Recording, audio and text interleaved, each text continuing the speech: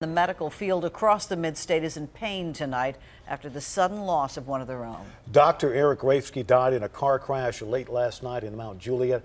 For more than 20 years, he helped thousands battle cancer. This evening, Channel 4's Julia Buck visited that clinic where he treated patients. Julia, a very heartbreaking loss for so many across the community. Tom, so many people felt this loss, from patients to even coworkers. And for more than 20 years, Dr. Eric Raefsky devoted his life to helping patients survive and beat cancer, and he did so right until the end. I'm told last night he was actually attending a continuing medical education program, then headed home, but he never made it. So I really wish you would leave him at your mama's house.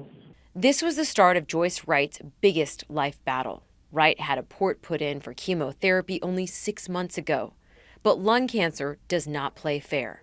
Luckily, Wright had Dr. Eric Raefsky on her side. She feels like he saved her life. And, you know, we feel that way too. We feel like God used him in a big way and saved her life. But for all the thousands of lives he worked to save, his was not spared in a crash on South Mount Juliet Road last night. Police say 20-year-old Clayton Rogers did not stop at a red light. He T-boned Dr. Raefsky's car. Wright's daughter says they've cried all day. I mean, it is like losing a family member, because he was so instrumental in her healing. And you see them every week, week after week after week. He was incredibly good at what he did.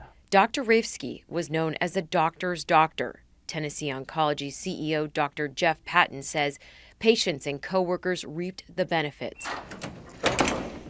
Patton says he knew how to bring compassion and simplify a complex, ruthless disease. There's lots of smart doctors. There's not that many that can talk to patients the way they can understand.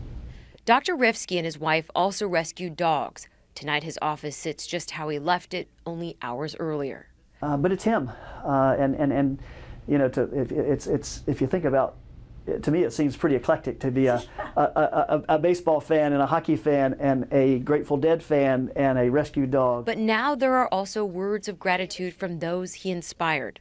A doctor who cared about people, one cancer battle at a time.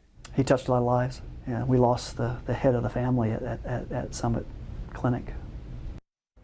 Police say there was evidence 20-year-old Clayton Rogers had been drinking and used drugs. Tonight he is charged with reckless endangerment. And for those who knew Dr.